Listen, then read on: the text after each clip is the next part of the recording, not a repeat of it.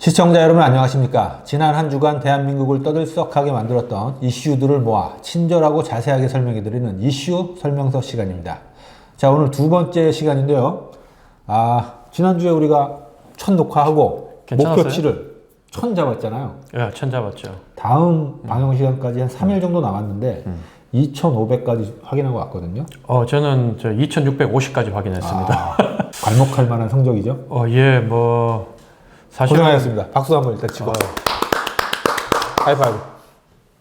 이번에 가성비가 좀 나왔어. 정대용 PD 인물빨이다. 아마 이렇게 얘기하는 사람도 있었습니다. 조대원 옷 좀 잘 입고 얼굴에 좀 바르고 살도 좀 빼라. 이렇게 지적을 좀 받았습니다. 제가 이렇게 MC들 빵꾸날 때 몇 번 땜빵 나오고 했는데 이렇게 성적이 좋지는 않았어요. 그러니까 전혀 그건 이유가 아닌 것 같고 형님이 좀 이렇게 속내를 털어놓을 수 있는 방송이었다. 깊은 철학을 얘기할 수 있는 이런 방송이었다. 저랑 얘기하니까 좀 편하죠, 그래도. 우리 집에서 이걸 보고 내 때문이었다. 내가 잘해서 잘 나왔다는 걸 좀 인정을 좀 해줬으면 좋겠어요. 늘 이렇게 지적만 안 하고. 이건 형님이 잘해야 돼. 잘 돼도 형님 탓, 못 되면 형님 탓. 예, 알겠습니다. 이게 하여튼 일요일 저녁부터 슬슬 부담이 오기 시작해가지고. 그죠. 빨래만 하지 말고 안테나 딱 세우고. 오늘은 빨래를 안 하고 오전에 다 요리 끝내고 오후부터는 집중적으로. 그럼 다음 주 한 1만회 조회 기대해도 됩니까? 1만회는 제가 바깥에 얘기하기를 6개월 안에 1만회 조회를 찍자 했는데. 알겠습니다. 더 빨리 나면 좋고요. 예. 많이 좀 도와주십시오. 우리가 쇼츠도 이렇게 달락달락 내보내고 있는데 쇼츠도 많은 시청 바라겠습니다. 쇼츠가 사실 더 재밌어요. 자, 이제 각설하고 첫 번째 주제를 들어가기 전에 지난주에 이준석 가처분이 인용될 것이다. 이렇게 저희가 아니죠. 형님이 예상을 했는데 예상이 빗나갔어요. 그날 방영한 날, 방영해야 될 날 가처분이 기각됐다 이런 뉴스가 나와가지고 그 부분이 통편집이 됐는데 상식적으로 보면 저뿐만 아니라 많은 국민들이 예상하기를 아마 이번에도 가처분 신청이 받아들여질 거다 이렇게 예상을 많이 했을 겁니다. 왜냐하면 그만큼 현재 국민의힘이 이준석 잘라내는데 무리수를 많이 썼고 그걸 법원도 1차 그 가처분 판결에서 어쨌든 조목조목 지적을 했기 때문에 2차도 쉽지 않을 거라고 봤는데 우리 예상하고는 별개로 반대로 결과가 나왔는데 근데 그 판결문을 제가 이렇게 자세히 좀 읽어봤거든요. 읽어보면 판사의 고민이 법원의 고민이 고스란히 녹아 있다. 성경에 나오는 그 본디오 빌라도 예수님을 이스라엘 백성들한테 넘겨주면서 자기 손을 씻죠. 처음에는 이해를 못해요. 왜 이 사람이 죄가 없는데 이 사람을 넘겨달라고 얘기하느냐고 얘기하는데 폭동이라도 일어날 분위기니까 넘겨주면서 나는 이 사람 피해에 대해서 나는 아무 관련이 없다. 만약에 이 벌이 내려진다면 니들이 받아라 이러고 손을 씻어요. 근데 법원도 마찬가지로 정당이 자기들이 나름대로 그 꼼수지만 절차를 밟아가지고 단계를 밟아가지고 이 당헌을 바꾸고 그 결과에 의해서 새로운 비대위를 구성하고 하는 부분에 있어서 그걸 이제 법원이 또 간섭하기에는 너무 부담이 갔다.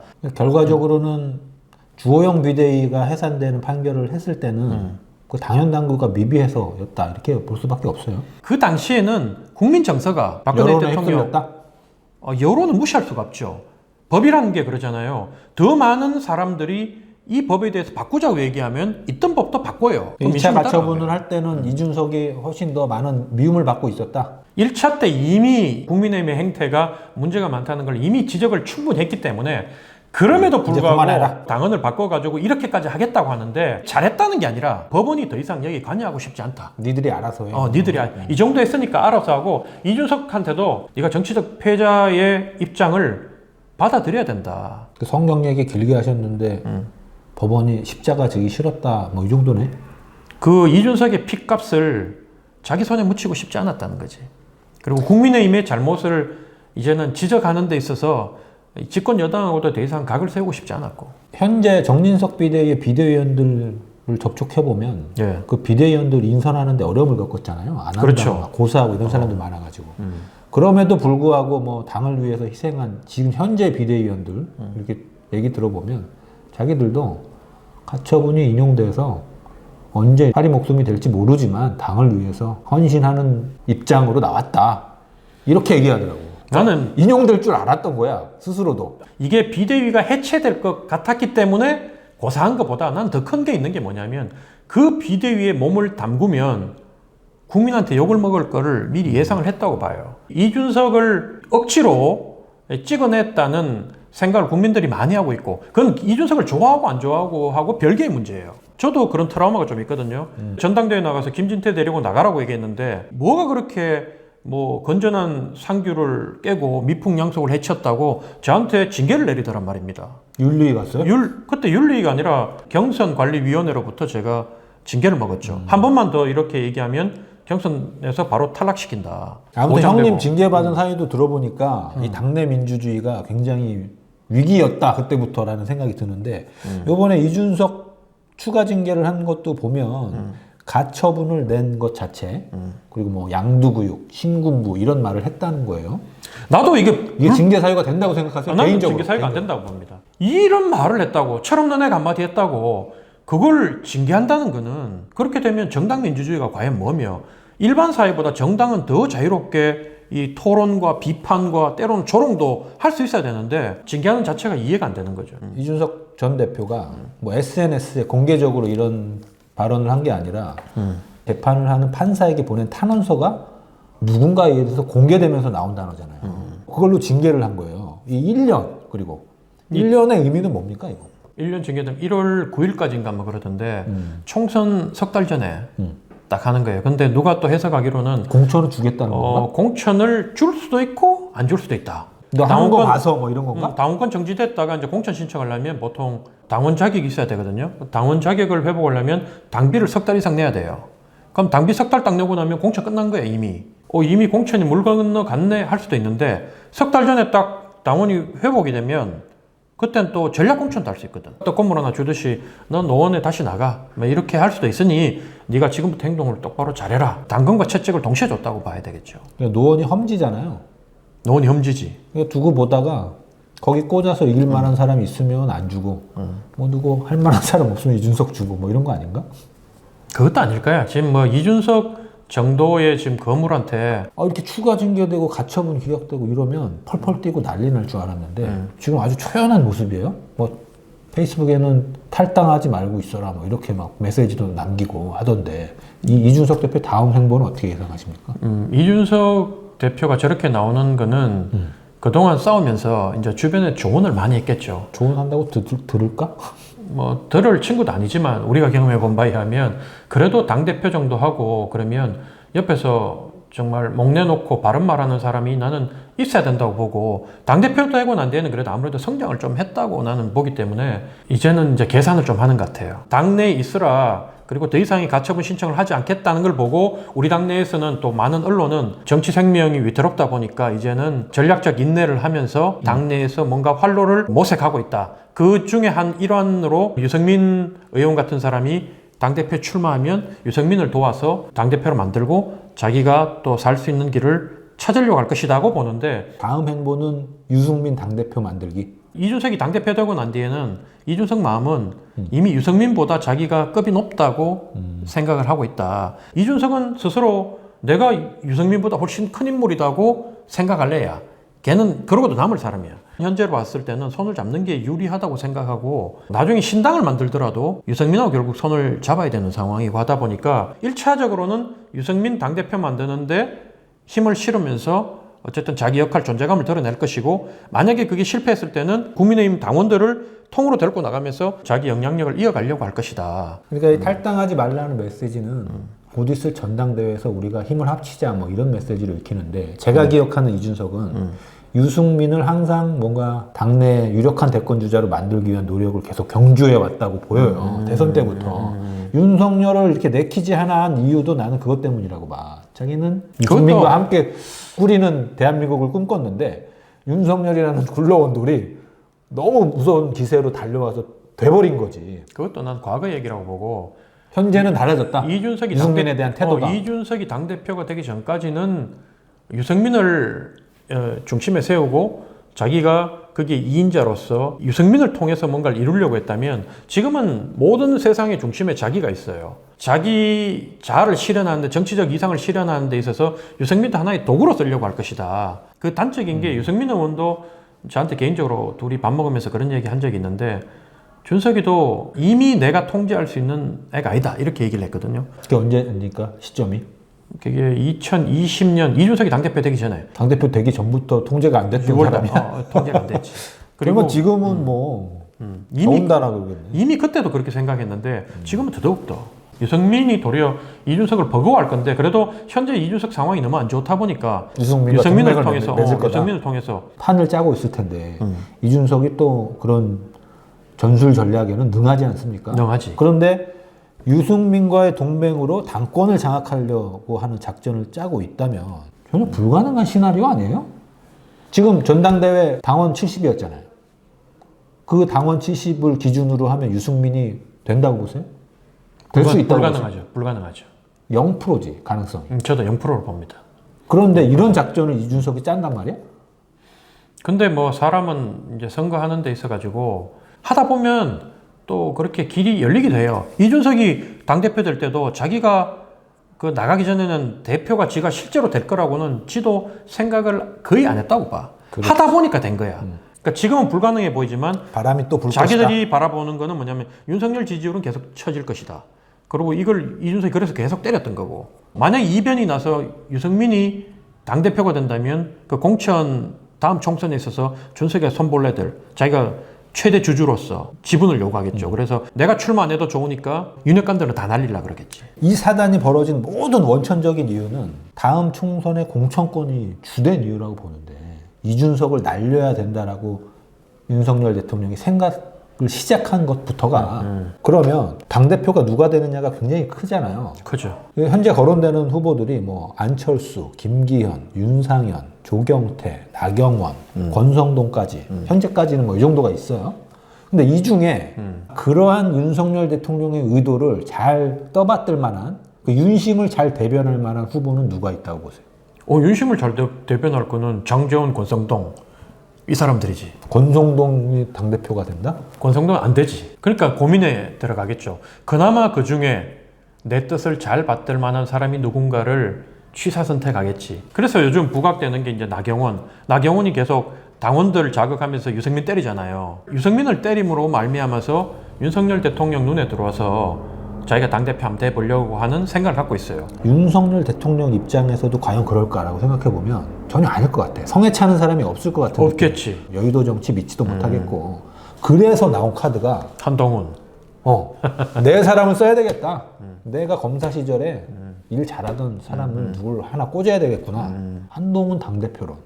한동훈 당대표로는 마음은 원의로 돼. 상황이 안 따라준다. 시기가 장관 임명되고 1년도 안 되고 그만두고 나와야 되잖아요. 그러기에는 너무 무리수가 있고, 윤석열이 나가라고 하더라도 야심 있는 한동훈이 안 나가려고 그럴 거야. 윤석열도 대통령인데 내가 왜 못해? 이런 생각을 지금 이미 시작한 것 같고. 계산이 그렇게 빠른데 이렇게 빠르게 반기를 들 수 있을까? 나가라는데 안 나갈 수 있어? 나가라고 하는데 안 나갈 수 있지 당연히. 대통령이 지금 나가라고 하는 것도 비상식적인 행동이고, 한 4년 차쯤 되면 뭐 그럴 수 있겠다 쳐도. 윤석열한테 받을 건 다 받았어 사실은. 만약에 윤석열한테 바른 말 하다가 두들겨 맞으면 한동훈은 더더욱더 이제는 윤석열과 다른 캐릭터로 대권 후보로 갈 수 있다고 생각하고, 싸울 수만 있다면 싸우고 싶을 거야. 이미 지금 당 지지율이 민주당 50% 육박해 있고 국민의힘 35%인데 지금은요 누가 나가도 수도권 다 져요. 이 분위기면 2020년 총선은 재판이 될 거다. 그러니까 한동훈도 마찬가지. 마음에 야심을 품었다면 대통령 각을 세우는 것도 나쁘지 않다고 볼 것이고, 옆에 조언하는 사람이 이미 붙었을 거예요. 이미 한동훈을 대통령 만들려는 사람들이 붙어서 조언을 시작했을 것이고, 법무부 장관으로서 임기를 거의 다 채우고 난 뒤에 총선에 출마하든지 아니면 총선 질 거거든요. 2024년도. 예상 딱 해보죠. 의석수로. 민주당 대 국민의힘. 뭐 내가 지난번에 그걸 갖다가 맞춰가지고 나무위키로 그러니까 또 맞춰보는 돗자리 깔았다 그러는데, 뭐 저는 300석 중에 국민의힘이 죽었다 깨나도 120석은 못 넘긴다. 저는 그래 봐요. 120? 120. 후하네요 그래도 지난번보다. 그냥 우리 당이니까. 100언더로 봤잖아. 최악의 경우에는 지난번하고 비슷한 90몇 석 예상하지 않았어요? 처음에는 100석이 잘못하면 무너진다 그랬지. 100석 무너진다 했는데 103석 나왔지. 다음 총선도 120석 못 넘긴다. 그럼 민주당은 150석 그냥 넘긴다. 민주당은 150. 근데 이게 양당으로 나갈 때고, 그래서 내가 하는 얘기는 뭐냐면 제3당이 출연할 것이다. 이준석 신당? 이준석 신당이라기보다 난 수도권 신당이라고 표현하고 싶어요. 이준석이 가자고 해서 난 따라가지 않아. 당연히 저번에 간다 그랬잖아. 윤핵관하고 이준석 중에 택하라면 이준석하고 윤핵관과 정치를 더 하고 싶다고 얘기를 했던 거지. 내가 이준석을 싫어하지만 윤핵관하고 택하라면 국민 눈높이에는 그래도 이준석이 나으니까 이준석하고 얘기했던 거지. 이준석이 신당을 만든다고 내보고 형님 갑시다고 해서 내가 갈 거냐? 그거는 또 다른 문제다. 내가 이 당이 20년 있었는데. 이준석은 광야에서 찬바람을 한번 맞아봐서 그런 선택을 또 할 것 같지는 않아요. 근데 이준석은 그 선택을 안 하려고 할지도 몰라도 총선 앞두고 6개월 전쯤 되면 수도권을 중심으로 이대로는 안 된다. 둘 중에 하나를 요구할 거예요. 대통령 탈당을 요구하든지 아니면 당을 새로 만들자. 우리가 얘기 나누고 있는 모든 것이 공천권을 어떻게 만들어갈 것인가 이 진행 과정 중에 있다고 하면 그거를 이렇게 좀 증명하는 듯이 이준석 징계가 결정이 되자마자 이제 정진석 비대위가 당협을 정비하겠다 이러고 나섰잖아요. 이거 어떤 내용으로 어떤 걸 정비하겠다는 겁니까? 공석 67석이 비었잖아요. 그러니까 256개인가요? 그 중에 네, 67석이 비어 있다는 거죠? 이 빈 곳을 채우겠다는 거야? 아니면 256개 전체를 갈아엎겠다는 거예요? 256개, 국회의원 300명 중에 비례대표 빼고 지역구가 256개고, 그 중에 왜 국민의힘이 지금 67개가 남았냐면, 지난번 지방선거 때 이제 출마하기 위해서, 당협위원장을 버리고, 지방선거에 출마하는 사람들 자리가 67개가 지금 현재 비어 있어요. 빈 데를 일단 채우겠다는 거예요. 11월 달에. 정진석 지금 비대위원장이 윤핵관 중에 한 명 아닙니까? 네네. 윤핵관의 대부격인데, 당연히 자기 사람들로 당협위원장을 채우겠죠. 자기 그래서 사람은 뭐 정진석 사람? 정진석하고 가까운 사람들을 우선 챙길 것이고. 정진석 비대위가 온전히 비대위 차원의 당무감사를 통해서 67명을 정진석의 입김으로 앉힐 수가 있는 상황인 거예요? 그거는 이제 정진석 혼자 다 먹지는 못할 거고, 뭐 권성동이나 장제원이나 윤핵관들 있잖아요. 가까운 사람들이 몇 자리는 나눠 모으려고 할 거지. 그게 이제 윤핵관이나 윤 대통령이 지금부터 이 자리를 손을 쓸 것이냐, 아니면 그냥 비대위가 알아서 할 것이냐? 아니지. 이거 67개 이 지역은 대통령이 손을 쓰진 않을 거예요. 그런데 청와대에 있는 그 정무수석도 있고 여러 가지 있잖아요. 그러면 청와대하고 당협위원장 뽑을 때도 조율을 하지. 조율을 하지. 왜냐하면 이게 특히나 중요한 게 뭐냐면 이번 당협위원장이 바로 11월 달 뽑히고 난 뒤 1월 내지 2월 달에 전당대회를 하는데 당협위원장을 누구를 앉히느냐가 굉장히 중요해요. 중요하지. 왜냐하면 그 당원 그래봐야 몇 명 안 되거든. 200명, 300명 수도권은. 그런데 그러면 거기에 전화해가지고 당원들이 전화가 와. 위원장이나 사무국장이나 이런 사람한테 이번에 누구 찍어요? 이렇게 물어봐. 근데 윤 대통령은 아직 여기까지는 힘을 쓰지 않을 것이다? 대통령이 그런 데까지 힘을 쓰진 않지. 그거는 밑에서 알아서 대통령한테 충성할 만한 사람들을 뽑아가야 되는 거지. 어쨌든 대통령이 당이면 사람들로. 예해. 야, 이 정도는 아니지. 아니 왜 이런 얘기를 하냐면 검사 공천 얘기가 굉장히 많이 나왔잖아요. 이번 당협 정비에 검사 출신 누구 이런 비율을 보면 뭔가 윤곽이 나오지 않을까? 검사 출신을 당협에 많이 뽑을 수 있겠지. 그거는 이제 청와대에 있는 사람들이 비대위에다가 누구 명단을 들이맬 수도 있어요. 그거는 오더를 딱 주는 거야. 대통령까지 됐는데 당협위원장 뽑는데 그걸 오다 내려가지고 하지는 난 안 할 거라고 생각하고. 그러면 형님은 경험이 있으시니까 당협위원장. 지금 시점에서 당협위원장이 되면 총선까지 갑니까? 아니지. 256개를 통으로 다 조사해가지고 그치. 쳐낼 놈 다 쳐내고 마음에 안 드는 애 다 바꾸겠다는 그러니까 거야. 또 토사구팽이 막 생길 거 아니야. 이게 이제 공천하고 또 다른 게, 공천은 그래도 막 반발하고 경선 붙자 그러고 이러잖아요. 막 반발이 더 심하고 단식하고 뭐 김재태처럼 그 난리 치는데, 이번에 지방 단체장 된 사람 중에 상당수가 지난번 당협위원장 정할 때 홍준표 때, 그 다음 황교안 때 잘렸던 사람들이 많아. 윤석열 대통령이 어떻게 보호는 잘하네? 그렇지. 이번에 윤핵관, 어쨌든 윤핵관들은 다 한 자리씩 다 한 거야, 사실은. 일찍이 윤석열한테 줄을 선 사람들은 대통령이 아무것도 모를 때니까. 그리고 정치권 인맥이 없으니까 다 챙겨야지. 그러니까 지난번에 나름 우리가 의리가 있는 거야. 얘기했던 과잉 충성 경쟁이 이래서 일어나는구만. 그렇지. 지금이라도 사실 하도 그게 여기 당협 들어가가지고 열심히 내가 충성해야 되겠다 이런 생각 가진 사람들이 많겠는데요. 솔직히 당협위원장 정도 되는데 줄 하나도 안 쓰고 당협위원장 된 사람 없다. 정진석한테 줄 댈 수 있으면 제일 좋고 정진석한테 말이라도 한마디 건넬 수 있는 사람한테 가서 형님 도와주세요. 의원님 제가 충성을 다하겠습니다. 이렇게 해가지고 줄이 돼가지고 당협위원장이 되는 거다. 이준석 대표가 저는 높이 사는 부분이 이런 것들을 시스템화하겠다 했잖아요. 정확한 지표로 데이터로 경쟁을 통해서 그 당협위원장도 경선도 하겠다 그랬거든. 그랬잖아. 경선. 근데 이번에 정진석 비대위는 그거 없애겠다 그랬잖아. 다 백주화 해버리는 백주화. 거야 이제. 그거. 그때 확정이 안 됐기 때문에 이준석 때 그럼 또 혁신안으로 나오던 걸 다 없애겠다 그랬지. 밀실에서 이렇게 그렇지, 밀실에서 하겠다는 소리지. 주고받고 해버리는 거예요? 당협위원장이 공천을 받으려면 어떻게 해야 됩니까? 언론적인 얘기 하지 말고 현재 국민의힘 상황에서 공천권자한테 잘 보여야지. 다음 공천권자가 누군지 정진석이 바꿔놔도 다음 당대표가 또 되잖아요.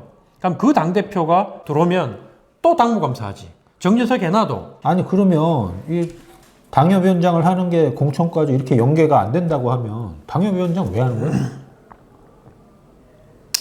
내가 보니까 그러게 당협위원장을 왜 뭐 하라는 거야? 나도 그 생각이 들어. 나보고 외곽에서 인지도 높이고 뭐 이렇게 방송하다가 꽂히는 게 낫지 않아? 맞아. 진종관 같이 하는 게 요즘 변희재 같이 하는 게 총선에서 민주당에서 어디 선수 없으면 막 꽂아줄 것 같은 분위기인데. 아니 민주당에 있는 당원들이 그러더라고요. 변희재는 지금 민주당 전당대회에 나오면 최고위원 한 자리는 충분히 당선이 될 정도로 당원들한테 먹힌대. 그러니까 말씀 맞다나 뭐 인지도가 깡패야 현재는. 그러니까 형님 괜히 초장부터 힘 빼지 마시고 이 방송사에도 연말 시상식 할 때 보면 시상식 전에 히트했던 드라마 주인공들이 다 받아요 상을. 아 그래요? 그때 힘쓰면 돼. 자 다음 주제로 넘어가서 이제 형님이 육사 출신의 대위 재편하신 군인이니까 참군인. 뭐 딱 생긴 것도 군인이에요. 몰라 군인이야. 얼굴이 군인이야. 저는 이걸 보면서 일견 민주당 이재명 대표의 주장이 좀 타당하다 이런 생각도 들었는데 뭐 한미일 합동 군사훈련을 했잖아요. 독도 140km 예상인가요? 자위대랑 이렇게 합동 군사훈련을 해도 되는 거예요? 그 전에 그 박근혜 정부 때 한일 군사 정보보호 협정 지소미아 이거에 대해서 찬성 의견 내셨었잖아. 왜냐하면 이제 정보 같은 경우에 서로 보완할 부분이 있고 지소미아를 한일 간에 필요해서 두 나라가 하는 게 아니다. 한일 위에 누가 있냐면 미국 있는 거다. 미국이 두 나라 정보 공유해. 군사 정보, 이 북한에 관련된 거는 정보 공유해. 이렇게 얘기했기 때문에 어쩔 수 없이 하는 거지. 근데 그리고 그게 또 우리 정보를 일방적으로 일본한테 주는 케이스 아니었어요? 아니지. 아니야. 일본한테 받는 것도 많아. 아 그래요? 일본이 사실은 정보 자산은 우리보다 더 갖고 있는데. 그래요? 인공위성도 더 가지고 있고 그 다음에 일본이 미국 다음으로 대잠 초계기를 많이 갖고 있는 나라가 일본이에요. 제일 이제 우리가 걱정되는 게 북한 잠수함에서 쏘는 거 있잖아요. SLBM인가? 그게 제일 지금 문제가 되는데 그건 잡을 수가 없으니까.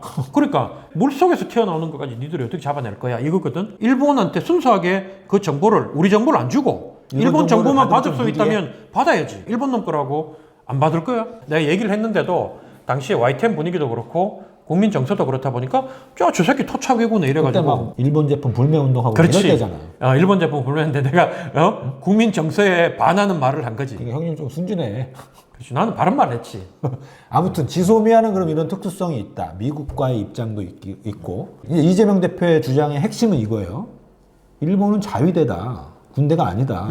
어떻게 합동 군사훈련을 해서 자위대를 군대로 격상시키는 행위를 대한민국 정부가 하느냐 이건데 이미 일본 내에서 자위대 재무장에 대한 일본 국민 여론이 70%에 육박하고 있고 헌법 개정하자는 것도 이미 50%가 넘었었어요. 그거는 뭐 우리가 하라 마라 한다고 해서 일본이 거기에 영향받을 것도 아니고 일본의 재무장을 가장 강력하게 요구하는 게 어느 나라인지 알아요? 미국이죠. 천조국 아래에 다 고만고만한 나라들이야. 세계를 이렇게 매니지해 가는데 경영해 가는 데 있어가지고 돈이 너무 많이 들거든. 이제 역량이 그만큼 안 되거든. 그러다 보니까 일본하고 한국하고 키워가지고 야 우리가 니들한테 정보도 주고 무기도 줄 테니까 니들이 우리 대신 여기서 피 좀 흘려. 누구 나라잖아 여기. 중국을 러시아를 견제해 줄 수 있으면 얘들 입장에서는 미국 입장에서는 땡큐인 거예요. 베스트인 거예요. 그렇죠. 그리고 뭐 대한민국과 일본의 불편한 관계 따위에는 관심이 없어. 관심이 없지. 우리 보고 뭐 친미다. 야 보수 저것들 육사 제들은 경상도 제들은 뭐 친일 친미다 이렇게 얘기하면 우리는 또 얘기하기를 너는 친북이냐 친중이냐 이렇게 공격을 하는데 다 무의미한 거다. 일본과 함께 합동 군사훈련을 한 과거 사례가 있었나요? 문재인 정부 때 뭐 했었다 이런 주장들이 있던데. 문재인 정부 때도 끊임없이 미국이 일본과 합동 군사훈련을 강요를 했어요. 요구를 했는데 문재인 정부도 하겠다고 했어. 근데 마지막에 이 국민 여론이 안 좋고 이러니까 그걸 거부했어. 일본과의 그 합동 군사훈련을 거부해가지고 미국이 화가 나서 2022년 3월 24일 날 북한이 ICBM 쐈을 때 한국 정부에서 미국에 공동 대응하자, 이번처럼 미사일 같이 쏘면서 굳건한 한미 동맹을 과시하자 했을 때 미국이 거부해 버렸다고. 미국은 일본하고 한국하고 군사 협력하기를, 동북아 방어 축 안에 두 나라가 사이좋게 자기 이 꼭두각시 노선을 잘 해주기를 미국은 바라는데, 계속 문제를 일으키는 거는 일본보다는 한국이 더 문제를 일으킨다. 당장 안보 위협은 지들이 돼 있는데도 계속 한국이 일본하고는 싫어요 막 이렇게 얘기하니까 그러지. 미국이 때로는 어르고 때로는 달래고 이러면서 지금까지 왔고, 각 정부마다 미국의 압력이 있었냐 했을 때 없었다고 얘기했거든. 이번 정부 들어와서는 일본하고 연합훈련할 때 국방부에서 뭐라고 했냐면 이건 미국의 요구에 의해서 우리가 연합훈련을 했다, 이렇게 처음으로 발표를 해요. 미국 때문에 우리가 어쩔 수 없이 해, 이 얘기를 차마 못하니까 그동안 못했던 거고. 그걸 왜 얘기를 못하지? 그렇게 얘기하면 미국이 기분 나빠할 수도 있지. 야, 사실은 북한하고 관계되는 건 니들이 더 필요한 거 아니야? 너 왜 우리 탓해? 순수하게 우리가 돈 써가면서 니들 도와준다고 생각하는데, 아니 쟤들은 맨날 뭐 불평하고 이것 때문에 못하겠다 저것 때문에 못하겠다 맨날 우리 핑계 대고 이러니까 짜증나지 않겠냐고. 근데 이게 어떻게 번졌냐면 윤석열 정부가 출범 이후에 북한이 11발의 미사일을 쐈다고 해요. 네. 그런 도발에 대한 대응 차원에서 했잖아요. 이거를 하필 독도 인근에서 한 거야. 반일 감정을 막 부추기는 거예요, 이제 민주당 이재명 대표가. 그랬더니 정진석 비대위원장이 또 사고를 쳤더만. 사고 쳤지. 뭐라고 쳤어요? 자, 한번 정확히 한번 봅시다. 내가 기도 안 차가지고 내가. 조선은 왜 망했을까? 일본군의 침략으로 망한 걸까? 조선은 안에서 썩어 문드러졌고 그래서 망했다. 일본은 조선 왕조와 전쟁을 한 적이 없다. 조선 왕조는 무능하고 무지했다. 백성의 고열을 마지막 한 방울까지 짜내다가 망했다. 대표적인 식민사관이다, 이렇게 비난받고 있는데, 이게 국민의힘 입장은 아닐 거 아니에요? 아니 국민의 입장이면 내가 어디 가면 맨날 토착 외구당 막 이렇게 얘기하면 몇 번 싸운 적도 있어요. 뭐 여기 있는 주민들이나 이런 사람들한테 너희 당이 높은 놈들 다 친일파잖아. 따져보면 그런 게 좀 있거든. 정진석 비대위원장이 이렇게 얘기를 하니 비대위원장의 그 집안 내력까지 쫙 나오더라고요. 저는 그렇게 믿고 싶지 않지만 수도권에서 어려운 싸움을 하고 있는 사람들이 토착 외구라는 오명을 뒤집어 쓰면서 친일파라는 소리를 들어가면서 어려움을 겪는 거 아니에요. 독도에서 일본 자위대와 같이 훈련한 게 뭐 친일행위다 이런 비난을 하는 데 대한 대응으로 이런 말을 했는데, 나는 그렇게 생각해요. 미국의 압력 때문에 어쩔 수 없이 일본과 훈련을 했다면 우리도 일본 좋아하지 않는다. 일본 역사식, 일본이 사과하지 않은 부분, 일본이 아직도 독도에 대해서 침략 야욕을 드러내는 부분에 대해서 규탄한다. 하지만 북한의 도발을 억제하는 데 있어 가지고는 미국의 큰 틀 안에서 우리가 일본과 훈련을 할 수밖에 없다, 이렇게 얘기하고 민주당에서 이재명이 뭐라고 얘기하든 그냥 맞고 가는 거예요. 이재명이 우길기가 걸리느니 이렇게 얘기하는 부분에 있어서 다수의 상식을 가진 국민 70%는 또 반일 감정 건드리네 이런 또 반일 여론이 있는데 할 게 없으니까. 정진석 위원장이 이렇게 반응하면서. 그렇지. 그러니까 중도까지 다 넘어가는 거지. 이제는 도리어 우리가 7이고 저기가 3게임을 이제는 우리가 3이 돼버렸고, 저건 토착해고 맞네. 너 시나 임진왜란 때 정유재란 때 그러면 한 번도 전쟁도 못 해보고 죽었다 그러는, 나라를 통째로 뺏겼다 그러는데 우리가 못 나가지고 돌아가신 수십만의 의병들과 백성들은 뭐야? 아니 이런 의도와 함의를 표현하고자 한다고 해도 이렇게 무슨 중국 평론가가 조선에 대해서 평가하듯이 이렇게 얘기하면 안 되지. 그러니까 문제는 뭐냐면 소통력이 떨어진다는 거예요. 이 사람이 이 한마디로 우리 일산에 오면 4개 지역구 중에 어느 지역구도 다음에 무조건 떨어지는 거예요. 그러지. 조대원이 그러니까- 돌 맞는 거야 그냥. 그러니까 그렇지. 쥐가 돌은 쥐가 던졌는데 추고 나는 건 수도권에 있는 위원장들. 헛발질은 중앙당이 막 하고. 지금은 정진석 위세가 세니까 공천 떨어질 것 같아서 당협위원장 입 다물고 있지. 그러니까 아까 이 한미일 연합훈련을 했을 때 왜 미국의 압력 때문이라고 말을 못하냐라고 물어봤던 게, 속내를 솔직하게 얘기하고 야당은 당연히 비난하고 비판하고 그게 뭐 주된 임무니까 그게 임무지. 그러려니 하고 넘어가고,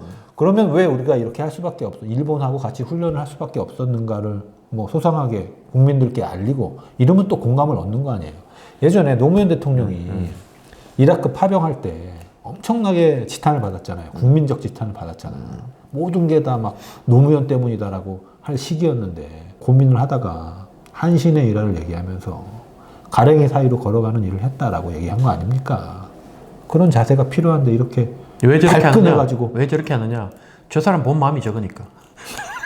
우리 당의 영남권 의원들, 다선 의원들은 아니 일본하고 협력해야지. 빨갱이 때려잡는데 일본하고 왜 협력하면 안 돼? 이 마음이 있어 이 사람들이. 그러니까 우리 당이 토착외고라는 소리를 듣는 거예요. 그래 빨갱이 막는 게 우선이니까 일본하고 손잡을 수 있지 하는 정서가 영남권엔 더 많다고 봐. 나이 드신 분들 위주로. 근데 수도권은 어떠냐면 북한 막아야지. 하지만 일본 끌어와서 막을 수는 없다. 북한만큼이나 일본도 싫다. 오히려 일본이 더 싫다. 일본을 더 경계해야 된다. 이게 수도권에 있는 국민의 평균 눈높이에요, 이게. 자기 지역구에 있으면 저게 통하니까 시골이고 영남이고 충청 시골이니까 저게 통하니까 저런 거지. 대도시고 수도권에서는 저런 생각을 얘기했다면 아예 지역 활동 포기해야 돼. 근데 사실은 발언에 파급력이 있는 사람들은 다 TK, PK에 몰려 있잖아. 그러니까 그렇지. 이런 실수들이 많이 나오지. 그렇지. 그러니까 이게 이제 우리 당원들의 평균 눈높이하고 국민들의 평균 눈높이 안 맞는 거야. 근데 이제 나경원이 저걸 때리더라고. 나경원, 안철수가 유승민을 때리는데 정진석, 오웅하고 때려 놓잖아. 그럼 당대표는 될지 몰라도 나경원이 다음에 수도권에서 강남, 서초, 분당 빼놓고는 당선될 데는 없다. 저 사람이 당선될 데가 어디 있어? 그냥 당대표하고 동작도 될 것 같은데? 동작? 아, 동작도 되나? 동작도 그래 됐나 벌써? 자, 아무튼 이게 전부 다 어디서 비롯됐냐면 북한의 도발에 대한 대응에서 비롯된 거예요. 그리고 대응한다고 미사일을 쐈는데 우리 영토에 떨어진 사건이 또 있었어요. 이게 한참 됐는데 이런 일이 있었습니까? 사례가?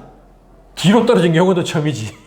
이게 날아가다가 목표점에 도달 안 하고 바다에 떨어진 경우는 있었는데 뒤로 떨어진 건 처음이죠. 예. 이거를 낙탄이라고 하는 게 맞아요?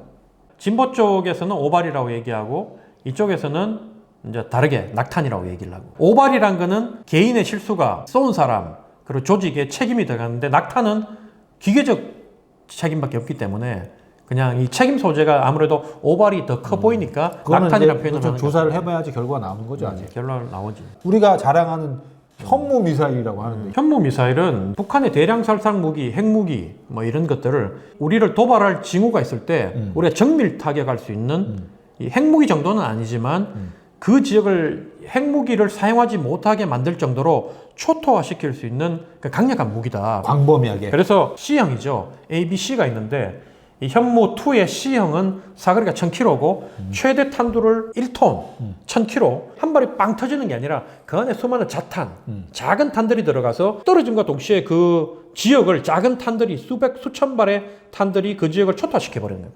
축구장 4개 정도. 살상 반경은 한 1km까지라고 봐야 되는 1km 지역을 거의 초토화시키는 힘을 갖고 있는 무기라고 봐야 되겠죠. 그러니까 훈련 시에는 탄두를 장착하지 않고 추진체만 정확히 날아가는가만 보는 거잖아요. 이제 그것도 이제 국방부에서 정확하게 얘기한 건 없어요. 아직까지 합참에서도 얘기한 건 없고, 근데 단지 우리가 유추해 보는 거는 이미 안전장치가, 탄두의 안전장치가 돼 있었고 이게 부대 내에 떨어졌기 때문에 관리가 가능했다. 아니, 그럼 뭐야? 탄두가 달려 있었단 얘기예요? 제가 추측컨대 실탄두가 아닌 모의탄이 달려 있었다. 그래서 날아가는 것만 보고 그 지역에 떨어지는 것만 정확하게 보려고 했지 탄두를 달아가지고 할 필요가 없었다고 보는 것 같아요. 그래서 이게 사실은 후방으로 1km 날아가 떨어졌는데 말씀 맞다나 이게 만약 터졌으면 뭐 민가까지를 떠나가지고 그 부대 전체가 초토화됐겠지. 한 개 부대가. 그 비행장이라면 만약에 안 됐으면 우리가 그렇게 자랑하던 현무가 뭐 무용지물이었다 뭐 이런 또 얼토당토하는 상황이 되는 그렇겠지. 거잖아. 그래서 아직까지 그걸 이제 국방부 입장에서도 그게 모의탄을 달았다, 실탄을 달았다 얘기하기에는 좀 민감한 부분이 있으니, 아니 우리가 모의탄 달아서 쐈다 그러면 다음에부터는 우리가 쏠 때마다 북한에서 저거 어차피 모의탄 더미 달아갔다 쏘는데 이럴 거고. 그러니까 우리가 맨날 북한 영상 보면서 걔네들 비행기 뭐 두두두두 하는 거 보고 놀렸는데 모의탄 쐈어 이런 거 아니야? 더 문제가 되는 건 뭐냐면 그 이후의 처리 부분이다. 사실은 북한이 그 ICBM을 쏘고 난 뒤에 4일 밤 11시경에 이제 이걸 대형 사격을 해요. 이 11시경에 이제 오발 사고가 난 거 아닙니까? 낙탄 사고가. 합참 전략본부장이 곧바로 14분인가 합참 의장한테 보고하고 합참 의장이 바로 또 국방부 장관한테까지 보고해요. 11시 반 전에. 근데 보고가 끝났는데 이 국방부 장관이 과연 대통령한테 보고를 했느냐? 아니면 청와대 상황실에다가 얘기를 했느냐? 그것도 아니라면 자기 선에서 뭉갰느냐? 뭉갰다 그건 문제인 거야. 왜냐하면 추진체에서 불만 좀 났기 때문에 이 사건을 엠바고 걸고 난 뒤에 그냥 덮으려고 한 게 아닌가. 대통령한테도 덮으려고 한 게 아닌가. 합리적으로 의심해 볼 수 있고. 아니 근데 이게 군 역사상 처음 있는 일이라고 하는데 보고를 안 하고 뭉갤 수 있을 정도예요 이게? 그래서 둘 중에 하나란 거예요. 국방부 장관 선에서 일단 멈추고 다음날 아침에 대통령한테 지금 대통령이 고나게 주무시고 계시니 자기들이 봤을 때는 깨우면 혼나. 왜냐하면 합참의장이 그런 얘기했거든. 대통령이 이 상황에 대해서 정확하게 파악할 수 있는 정보를 자기가 못 드려서 대통령한테 누가 됐다면 자기가 책임지겠다 그랬거든. 그러니까 이게 심각한 상황이라고 얘기하지 않고 어차피 덤이 달았으니까 피해는 전혀 없고 추진체만 연소되고 끝났습니다. 이걸 대통령을 깨워서 그 새벽에 밤 12시, 11시 반에 대통령이 주무시고 있을 건데 그걸 깨워서 보고하기에는 엄청나게 부담이 갔을 거야. 내라도. 그럼 대통령한테 보고했을 때 대통령이 무슨 지시사항이 있었느냐 하니까 합참전략본부장이 내가 알기로는 없다. 이렇게 얘기했거든. 국회 국방위원회 국정감사에 가서 그렇게 얘기를 해요. 옆에서 문제 제기를 하지. 어떻게 방금 말씀한 것처럼 큰일이 벌어졌는데 그 불러가지고 막 강릉 시민들은 전쟁 났느냐 안 그러면 북한이 도발했느냐 뭐 안 그러면 비행기가 떨어졌느냐 이 불안에 잠을 못 자고 벌벌 떨었는데 어떻게 대통령 쿨쿨 자고 아침에 보고받고 난 뒤에 거기에 대한 조치에 대해서도 한마디 없었냐고 이제 얘기가 나오니 그 다음날 7일날 합참에서 합참 출입하는 기자들한테 문자로 대통령께서 철저하게 원인 분석하라고 지시하셨다. 그래서 우리가 이런 내용으로 지금 조사하고 있다. 이렇게 얘기를 해요. 이제 거짓말을 하는 건데 5일날 아침 6시 아니면 5시에 보고했을 때 대통령이 철저히 원인 분석을 하라고 얘기를 했다면 6일날 국회에서 합참의장과 합참전략본부장이 대통령이 이런 지시가 있었고 우리가 이런 조치를 하고 있다고 얘기해야 되는 게 정상 아닙니까? 대통령 지시를 했으니까. 그렇죠. 근데 이 사람들은 내가 알기로는 그런 게 없다 이랬거든. 그러니까. 그러면 둘 중에 하나인 거야. 대통령이 지시를 했는데 얘들이 뭉갰든지 아니면 그럴 수는 없지. 지휘 라인으로 이게 전달이 똑바로 안 된 거야. 그러면 정말로 이 안보 공백이 생긴 거예요. 그것도 가능성이 없어. 이 심각한 안보 공백이 생긴 거예요. 근데 이거보다 나는 더 심각한 건 뭐냐면 만약에 대통령이 지시하지 않았는데 그래서 6일날 국회에 가서 그렇게 전략본부장과 합참의장이 답변을 했는데 이거를 청와대나 대통령이나 주변에서 보고 야 이 새끼들 니 왜 대통령 연명이라고 그랬어? 왜 그거 그렇게 그따위로 답변해? 왜 지시 없었다고 그래? 이거? 야 그 정도 별 4개 정도 달고 있으면 그 정도 짱구는 안 돌아가? 대통령이 당연히 철저한 원인 분석하라고 지시했다고 해야 될 거 아니야. 그래서 이 사람들이 7일날 급하게 합참해서 문자를 돌렸다면 이거는 국민을 기반하는. 아까 형님 말씀하신 대로 11시 넘어 사고가 발생을 했고 국방부 장관까지는 보고가 갔는데 대통령한테 보고하기가 애매한 시점인 거야. 나는 그거에 대해서는 고민은 있었다고 봐. 그래서 뭔가 이제 다음 오더가 내려오지 않으니까 그냥 다들 우왕좌왕하고 어찌할 바를 모르고 있었던 정황이 너무 보여요. 그 인근에 사고가 난 주민들은 전쟁이 난 건 아닌가 불안에 떨고 있는데 뭐 안내방송 하나, 안전 문자 하나 안 왔다는 거 아닙니까? 피해가 하나도 없거든. 순간 이게 날아가야 되는데 안 날아가고 그걸로 부대에 떨어졌어. 순간 당황했겠지. 근데 불행 중 다행인 게 그냥 추진체만 불났고 탄은 예를 들면 모의탄을 달았고 그러면 야씨 참 재수없다. 근데 기능고장으로 나중에 보고를 해야지. 실제로 큰 문제가 아니다. 이렇게 그냥 덮고 지역에서는 넘어가려고? 덮고 넘어가려고 했을 거다. 군의 행태로 봤을 때는 습성인가? 군의 습성이지. 이 정도 사고가 그냥 암암리에 넘어갈 줄 알았나? 대단하다. 실탄이 몇 발 없어졌잖아. 네. 그러면 실탄이 없어지면 엄청나게 큰일이잖아. 네. 그러면 어떻게 하냐면 탄피를 몇 개 어디서 구해서 사격 한 걸로 해가지고 채워다가 실탄이 없어졌는데 근데 그걸 위에 보고를 해야 되거든 사실은. 보고를 해서 없어졌다고 조사를 해야 되는데 그 징계가 두려우니까 그냥 듣고 넘어가자 이런 경우가 많고 하마터면 현무2 C형 탄피 찾을 뻔했네. 탄피로 채워놓을 뻔했어. 보고 안 하고. 그 만약에 정말 불만 안 났다면 추진체도 안 타고 불만 안 났다면 안 쐈다 그래. 그럴 수도 몰라. 그렇지 안 샀다고 얘기하고 덮고 넘어갈 수도 있었지. 네, 국민의 한 사람으로서 궁금한 건 우리가 청와대를 옮겼잖아요. 예. 청와대 NSC 벙커 시스템이 다 있잖아. 모든 군사 관련 뭐 어느 선까지는 자동 보고가 되는지는 모르겠지만 이 정도면 관저도 청와대 안에 있고 대통령이 다음 지시를 그 7시간 동안 안 내릴 수가 없는 상황이지 않았을까 싶은 거예요. 청와대에 있었다면 상황이 좀 다르지.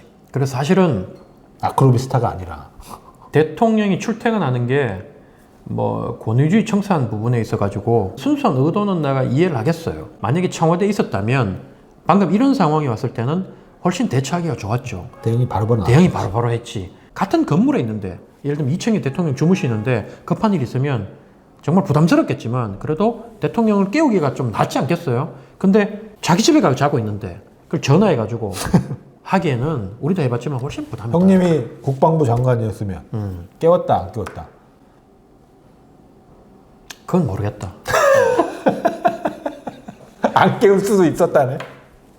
내가 국방부 장관 정도로 올라갈 정도로 출세를 했다면 아마 조직 문화에 안 그런 깨웠겠지. 조직 문화에 익숙해졌기 때문에 됐지 나도 안 깨웠을 거야 아마.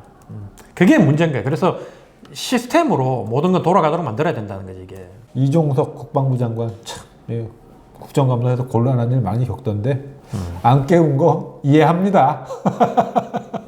자, 오늘의 주제는 뭐 거의 다 다른 것 같고요. 다 됐어요? 뭐 더 추가로 아휴, 하실 말씀 있으시면. 아휴 배고픕니다. 자, 그럼 뭐 다른 거 없으시면 또 마무리 발언? 마무리 발언을 뭐 매회합니까? 그냥 마무리해야죠.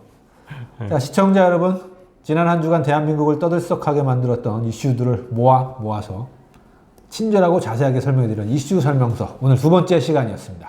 다음 시간에 찾아뵙겠습니다. 감사합니다. 형님 인사하지 말라고 그냥 화면 보고 있어요. 지난번에 내가 이럴 때도 그거 안 자르고 그냥 좀 넣었잖아. 넘어가자. 인사하면 좋지 왜?